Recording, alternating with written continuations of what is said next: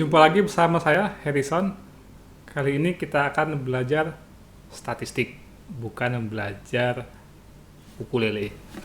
Hari ini kita akan belajar tentang statistik deskriptif. Ya, materi kali ini akan kita bagi berdasarkan dua bagian. Yang pertama kita akan belajar apa itu statistik deskriptif dan apa bedanya dengan statistik inferensial. Berikutnya kita akan mempelajari juga apa saja tipe-tipe dari statistik deskriptif yang terbagi dua menjadi uh, measurement of tendency central atau juga measurement yang kedua adalah measurement of variability. Oke, kita langsung ke yang pertama, statistik deskriptif. Sebelumnya disclaimer ini, saya bukan belajar statistik secara khusus ya, jadi saya lebih sebagai pengguna statistik itu sendiri ya. Jadi kalau mau belajar lebih detail bisa belajar pada buku atau textbook statistik. Oke, kita langsung saja. Statistik ya adalah sebuah ilmu yang mempelajari bagaimana cara merencanakan, mengumpulkan, menganalisis, lalu menginterpretasikan, dan akhirnya mempresentasikan data. Gitu. Jadi statistik adalah ilmu tentang ya, pemrosesan data, gitu ya, mulai dari merencanakannya, mengumpulkannya, hingga kemudian mempresentasikannya. Nah, setelah itu kemudian statistik itu bisa dibagi menjadi dua metode gitu ya. Yang pertama kalau kita lihat, yang pertama adalah statistik deskriptif. Nah, ini statistik yang tujuannya untuk mendeskripsikan data, untuk merangkum data, untuk memberikan pemahaman kepada peneliti misalkan tentang data tersebut gitu ya. Atau intinya statistik deskriptif itu adalah tentang sampel gitu ya. Jadi tentang data itu sendiri gitu ya. Nah, model yang kedua adalah statistik inferensial. Ya, jadi statistik inferensial ini mencoba memahami data ya, data yang besar gitu ya, atau memahami fenomena. Kalau di ilmu sosial bilang memahami fenomena ya, dengan meneliti atau menganalisis data yang kecil yang merupakan bagian dari data yang besar gitu ya. Jadi statistik inferensial itu tujuannya adalah untuk memahami populasi ya, untuk memahami populasi melalui sampel yang ada ya, melalui data kecil yang ada gitu ya. Jadi hal ini statistik inferensial menekankan pentingnya kemampuan dalam memprediksi gitu ya. Nah, jadi meneliti data, meneliti sampel untuk bisa memprediksi populasi gitu ya. Nah, itu inferensial. Sedangkan deskriptif tadi ya tidak mencakup fungsi memprediksi, hanya sebatas untuk memahami data yang dimiliki ya, data yang kecil tadi yang dimiliki oleh si peneliti.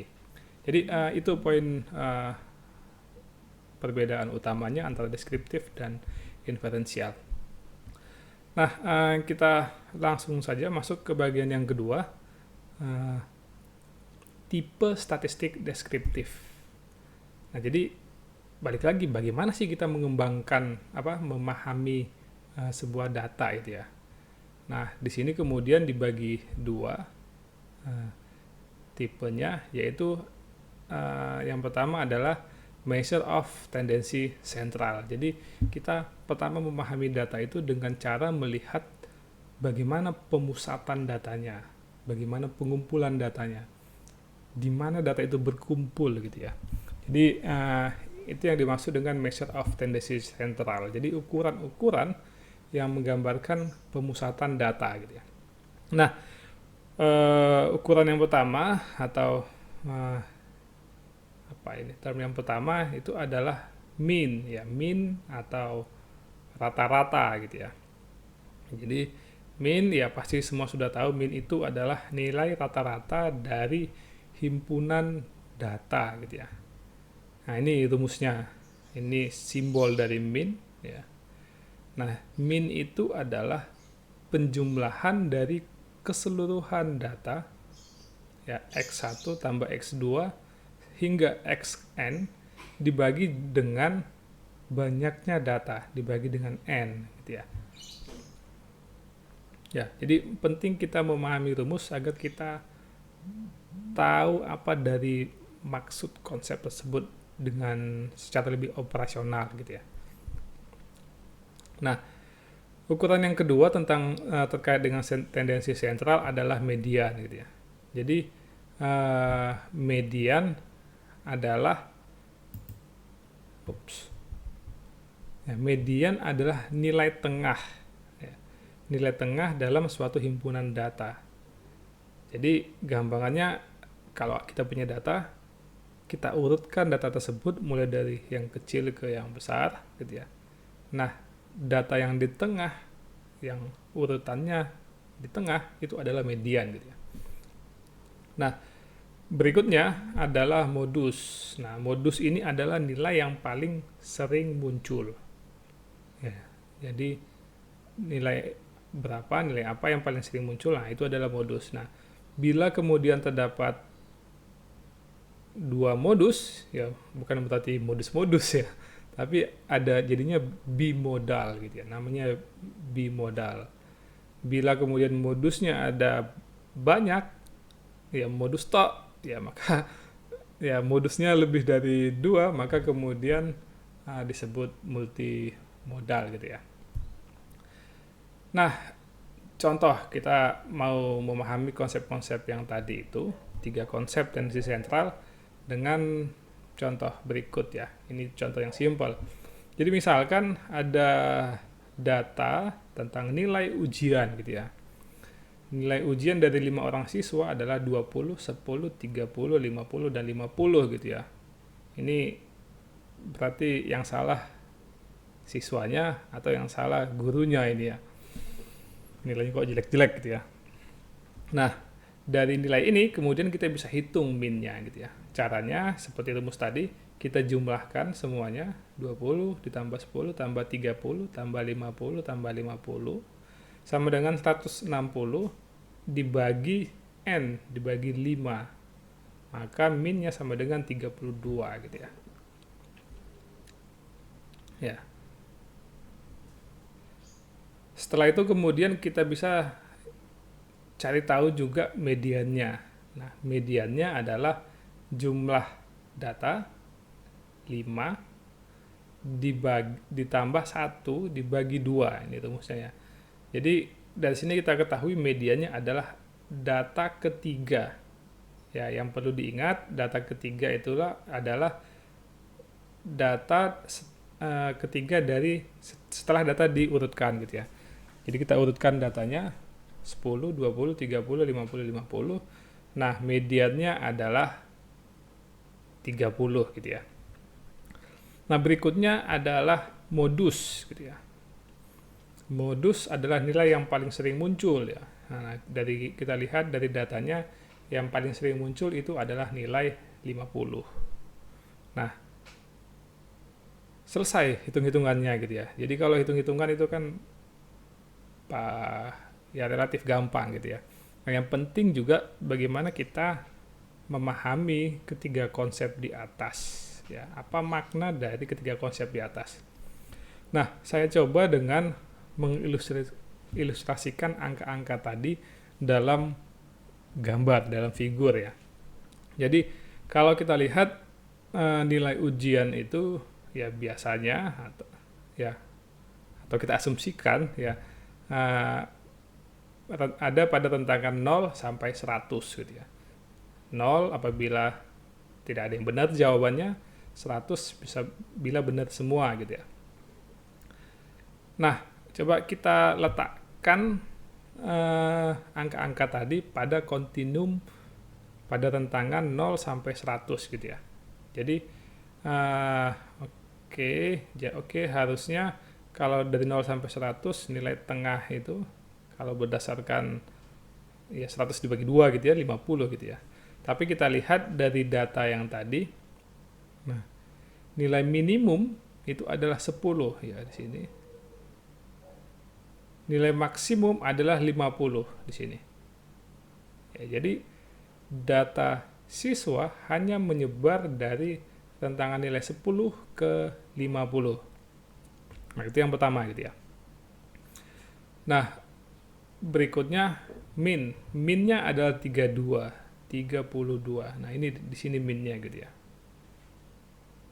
Ya, apa artinya kalau min itu adalah 32 gitu ya. Nah, jadi kita bisa artikan bahwa siswa hanya memahami materi sebesar 32%. Ya. Gitu ya. Siswa hanya mampu menjawab 32 soal atau 32% dari soal yang ada gitu ya. Atau kemampuan siswa hanya mencapai 32% ya. Jadi kita bisa interpretasikan min seperti itu kira-kira gitu ya. Nah, jadi itu ya, rata-rata kemampuan mereka itu hanya sekitar 32 dalam materi yang diujikan di sini. Nah, berikutnya median gitu ya. Ya, jadi dari rentangan nilai ya, tengah-tengahnya itu adalah 30 gitu. Nah, itu ini tengah-tengahnya adalah 30 gitu ya. Nah, jadi ini akan lebih berarti kalau kemudian kita bandingkan sama ini ya, rentangan tesnya secara penuh gitu ya. Ya, jadi seharusnya kalau mereka benar setengah aja ini 50 skor mereka. Nah, ini subjek atau siswa itu hanya sekitar 30. Jadi cukup rendah ya kemampuannya. Nah, berikutnya juga adalah modus ya. Modus adalah nilai yang paling sering muncul. Nah, modusnya ada di sini gitu ya. Jadi apa ya? Ketika kita memperoleh nilai-nilai min, median, sama modus gitu ya, maka kemudian kita punya pemahaman yang lebih baik tentang data gitu ya, tentang kondisi subjek gitu ya, kondisi siswa di sini contohnya. Oke. Nah, ini contoh berikutnya gitu ya. Misalkan, nah ini, informasi apa yang Anda peroleh dari gambar pemusatan di bawah ini? Kita misalkan ada sebuah survei ya. Pertanyaannya adalah, virus corona benar-benar ada, pernyataannya. Nah, subjek kemudian partisipan survei diminta untuk menyatakan mereka setuju atau tidak setuju terhadap pernyataan ini gitu ya. Mereka akan menjawab dari rentangan 1 sangat tidak setuju hingga 4 sangat setuju sekali gitu ya. Nah, misalkan kita peroleh nilai min, median, dan modus seperti nilai yang ini, seperti tulisan yang biru gitu ya. Tulisan yang biru ini ya. Berarti kita bisa simpulkan bahwa rata-rata subjek ya ini ya sangat setuju ya kan, antara 3,5 gitu ya minnya misalkan ya, cenderung sangat setuju bahwa corona benar-benar ada gitu ya, minnya gitu ya. Ya. modus. Nah, cukup banyak, ya lebih banyak orang relatif respon yang paling banyak itu adalah sangat setuju sekali. Nah, itu kita interpretasikan modus. Nah, kemudian nilai tengah ada di sini gitu ya. Nilai tengah. Ya, berarti kemudian masih ada juga orang, ya ada juga responden yang kemudian menjawab sangat setuju atau tidak setuju gitu ya. Jadi nilai tengahnya ada di sini sehingga kemudian jawaban subjek bisa bervariasi ke kiri dan juga ke kanan gitu ya. Berikutnya coba kita interpretasikan data apabila kita menggunakan 3 tendensi sentral yang berwarna kuning gitu ya. Nah, yang berwarna kuning misalkan min-nya adalah 3 gitu ya. Jadi subjek atau sampel relatif menyatakan sangat setuju bahwa virus corona benar-benar ada gitu ya. Modus itu adalah sangat 3,5 gitu ya, lebih besar daripada min gitu ya. Ya, jadi cukup banyak responden yang menjawab jawaban lebih besar dari 3 gitu ya, di sebelah kanannya min gitu ya. Nah, kita perhatikan bedanya itu adalah mediannya itu adalah sekitar 2,5. Kalau di yang biru tadi min sama median itu sama. Kalau di sini mediannya di sebelah kiri dari min gitu ya, 2,5, minnya 3 gitu ya. Nah, dari sini kita lihat bahwa median menjelaskan bahwa nilai tengah ya atau ya nilai tengah dari jawaban subjek itu 2,5 gitu ya. Sehingga kemudian variasi ya masih ada subjek yang menjawab bahkan hingga sampai sangat tidak setuju. Ya. Jadi ada yang menjawab sampai ke tidak setuju hingga kemudian ya mungkin lebih sedikit yang menjawab sangat setuju sekali gitu ya. Nah, jadi dari 2 contoh sebaran data tadi yang digambarkan melalui 3 konsep tendensi sentral yang biru berbanding dengan yang kuning, maka kita bisa tahu bahwa kelompok data yang diwakilkan dengan yang kuning ini menjelaskan bahwa ya cukup banyak subjek yang ternyata sangat tidak setuju atau cenderung tidak setuju terhadap bahwa corona itu benar-benar ada gitu ya, dibandingkan dengan median gitu ya. Dibandingkan dengan data yang berwarna biru gitu ya. Saya ulangi lagi ya. Jadi kalau kita bandingkan yang distribusi data yang biru dan yang merah gitu ya, yang biru dan yang kuning gitu ya, maka kita dari data tersebut kita akan tahu bahwa pada subjek ya kelompok data yang diwakilkan yang kuning itu cenderung lebih banyak subjek yang menyatakan bahwa corona itu tidak ada. Corona itu hanya hayalan, ya. Corona itu hanya konspirasi gitu ya. Dibandingkan dengan kelompok subjek yang diwakilkan dengan nilai yang konsep yang biru gitu ya. Jadi itu ya. Jadi itu manfaatnya kita memahami konsep tendensi sentral gitu ya, sehingga kita punya gambaran tentang bagaimana pola pengumpulan data gitu ya. Oke, tendensi sentral berikutnya adalah measure of variability. Nah, kalau yang tadi kita belajar tentang bagaimana data itu memusat, berkumpul, ya. Nah, sekarang kita akan belajar tentang ukuran-ukuran apa yang menjelaskan pola penyebaran data gitu ya. Ya, jadi memahami data dengan cara melihat seberapa data itu berkumpul. Nah, kalau variability adalah ukuran tentang bagaimana penyebaran datanya, gitu ya. Nah, konsep yang terkait dengan measure of variability ada 3, ya. Range atau rentangan atau jangkauan, gitu ya. Standar deviasi dan juga variance, gitu ya. Oke, range, ya. Range itu ya rumusnya ya nilai maksimum dikurangi nilai minimum, gitu ya. Jadi contoh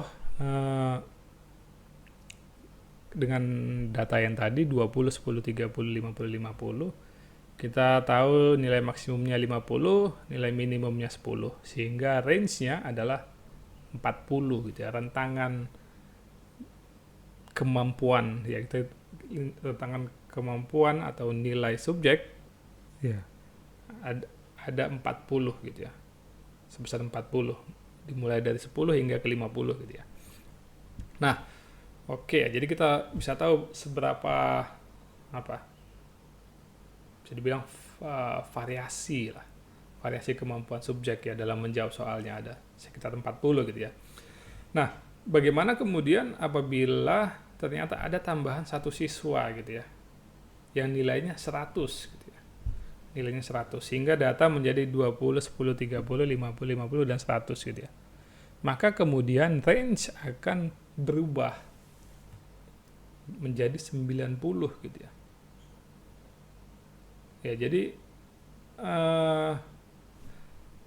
jadi kalau kita coba bandingkan interpretasi antara kedua kedua data tadi, maka kemudian persepsi kita tentang pemahaman siswa akan sangat berbeda, gitu ya. Persepsi kita tentang pemahaman guru dalam menyampaikan pembelajaran atau keberhasilan pembelajaran itu menjadi sangat berbeda, gitu ya. Oke. Jadi interpretasi yang pertama adalah nilai siswa berada pada rentangan 10 dan 50, ya. Dan ya, jadi variasinya itu ada sekitar 40, ya. Dari situ kita simpulkan bahwa sebenarnya pembelajarannya gagal, gitu ya. Gurunya gagal karena nilainya rendah, ya. 50 nilai maksimumnya, gitu ya. Oke. Nah, berikutnya kalau data yang kedua, nah kita bisa tahu minimumnya adalah 10, maksimumnya 100, gitu ya. Nah, sehingga range-nya, rentangan nilai siswa itu berada pada rentangan 10 ke 90 atau sebanyak 90, gitu ya.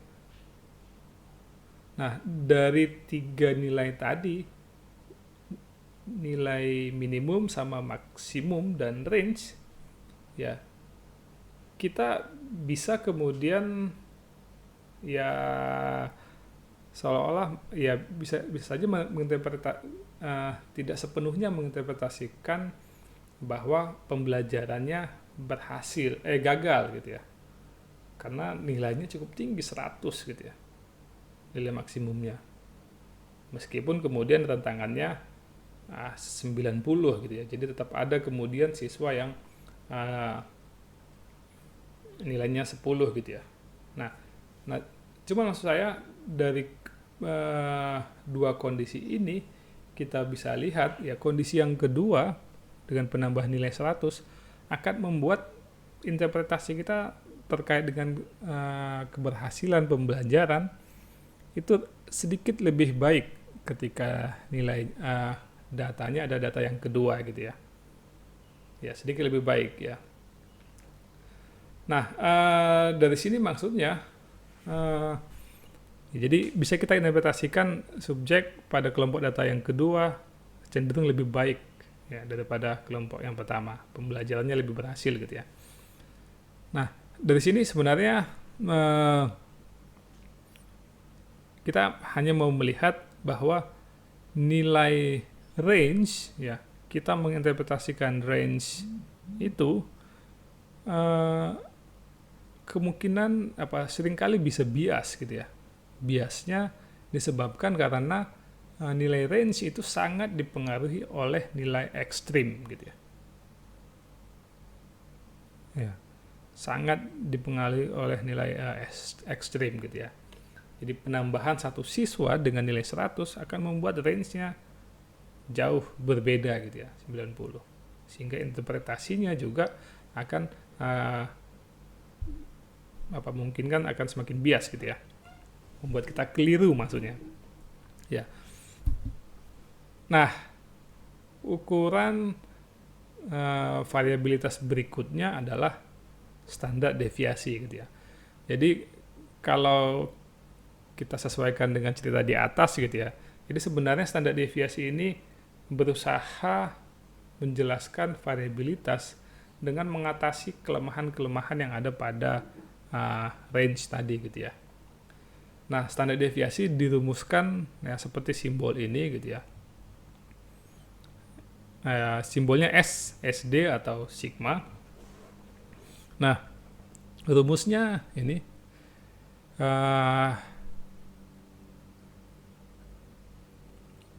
sigma.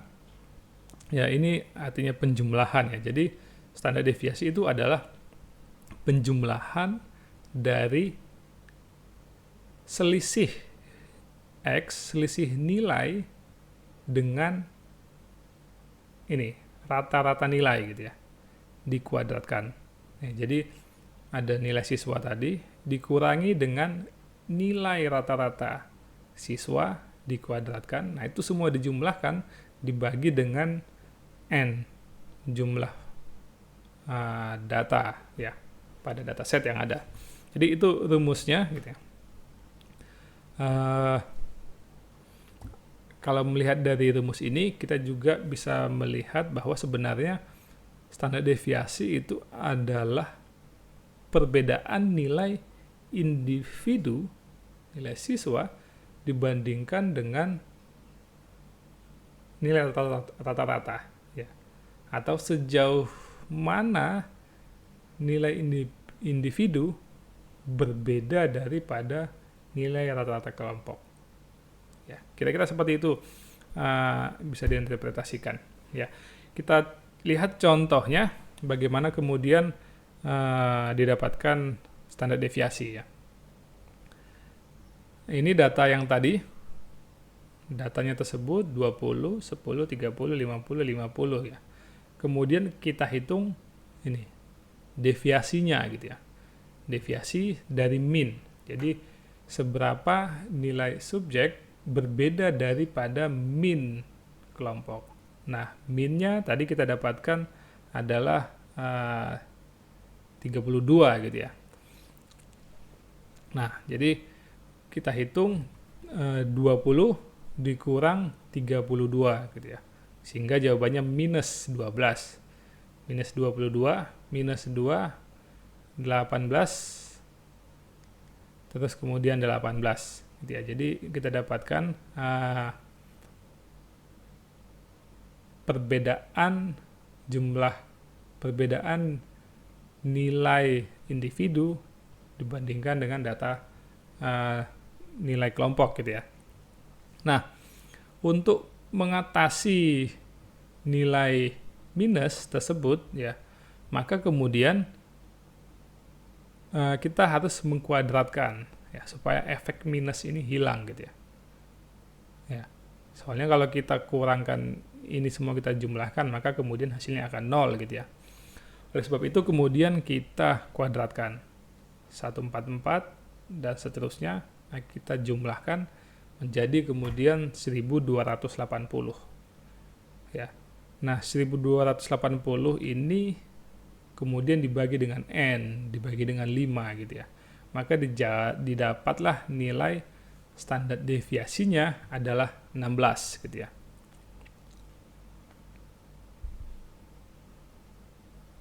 Ya, jadi dari nilai 16 ini kita bisa interpretasikan bahwa variasi ya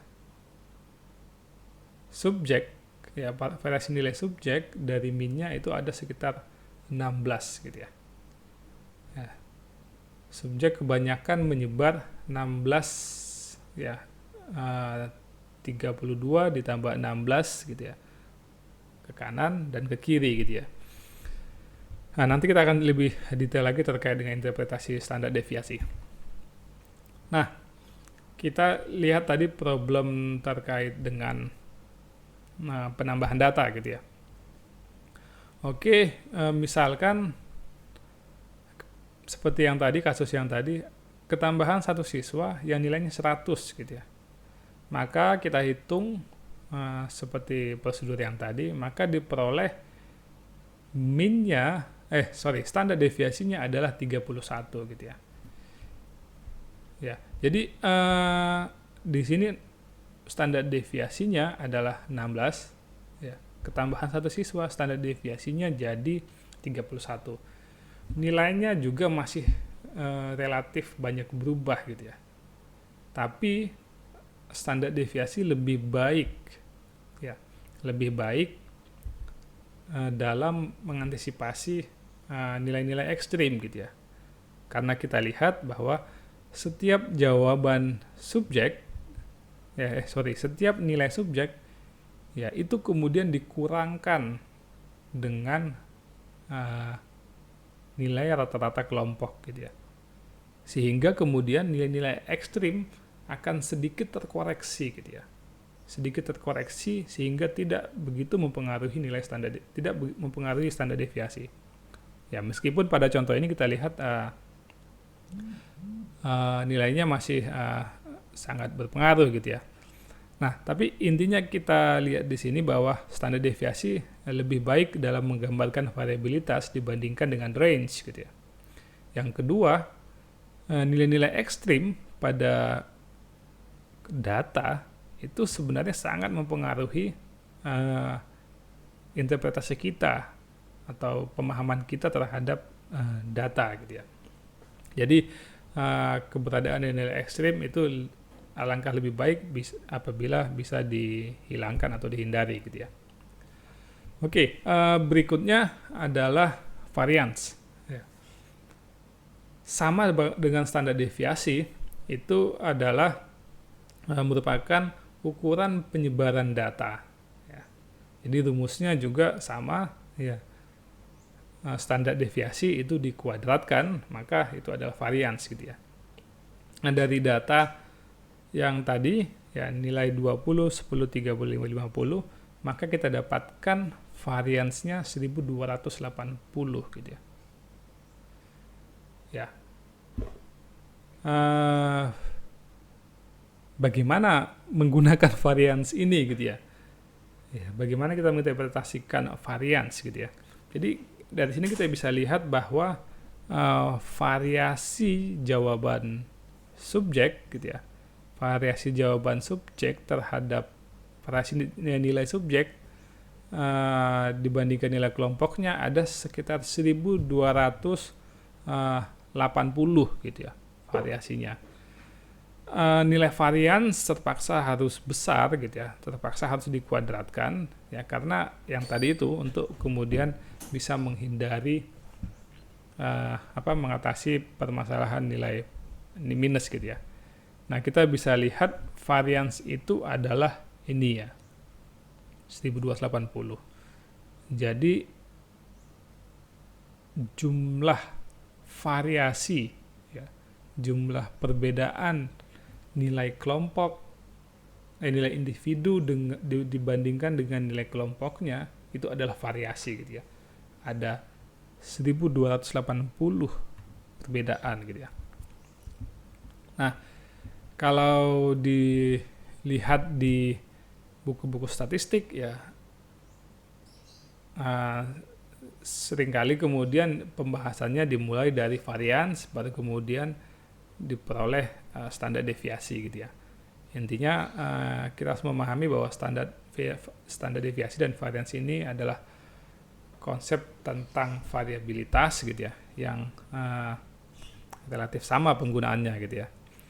Nah, karena kemudian sulitnya menggunakan varians ini karena nilainya yang besar karena dikuadratkan tadi, maka sering pada pada rumus-rumus atau konsep-konsep statistik yang lainnya lebih sering dipakai konsep standar deviasi dibandingkan variance gitu ya, karena interpretasinya yang sulit ketika menggunakan variance. Nah, bagaimana kita menggunakan standar deviasi gitu ya? Nah, ini ada grafik ya, distribusi normal gitu ya. Nanti akan ada pembahasan lebih spesifik tentang grafik distribusi normal ya. Nah, intinya kemudian statistik itu mengasumsikan bahwa variabel apapun ya pada subjek yang random gitu ya, pada populasi, maka sebarannya selalu seperti ini gitu ya. Ya, sebarannya selalu seperti ini. Bahwa misalkan tentang seberapa puas seseorang terhadap hidupnya gitu ya. Kalau kita survei gitu ya secara random ya, orang-orang pasti 60 kita total ini 68,20% pasti jawabannya sedang-sedang ya. Orang-orang yang cenderung menyatakan bahwa dia kepuasan hidupnya sedang itu akan sekitar 68%. Nah, orang-orang yang cenderung merasa sangat puas hidupnya yaitu hanya sekitar 21% atau 13% gitu ya. Sebaliknya orang yang sangat tidak puas 1%, 2% gitu ya. Jadi distribusinya untuk variabel apapun gitu ya, cenderung seperti ini gitu ya. Nah, dari hal ini kemudian kita bisa menerapkan bagaimana standar deviasi itu digunakan gitu ya. Ya, jadi kita balik ke grafik yang tadi ya. Kita tahu bahwa min-nya adalah 32 tadi ya. Kemudian kita dapatkan standar deviasi tadi 16 ya. 16, maka kemudian min ditambah 1 standar deviasi, maka kemudian jadinya 48 gitu ya. Terus kemudian min dikurang 1 standar deviasi 16. Jadi dari sini kita bisa simpulkan bahwa 68% subjek ya, berada pada rentangan nilai 16 ke 48 gitu ya. Ya. 68 subjek menyebar kemampuannya ya, menyebar nilainya pada nilai 16 ke 48 gitu ya. Jadi dengan menggunakan standar deviasi gitu ya, kita bisa tahu pada wilayah mana bagaimana sebaran dari data tersebut gitu ya. Oke, itu aja terkait dengan materi statistik deskriptif. Apabila ada pertanyaan, silahkan menghubungi saya via email atau bisa komen di bawah ya.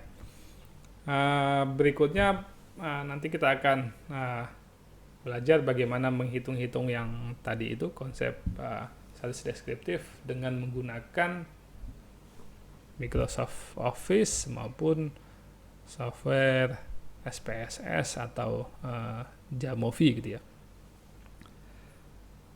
Oke, terima kasih. Selamat pagi.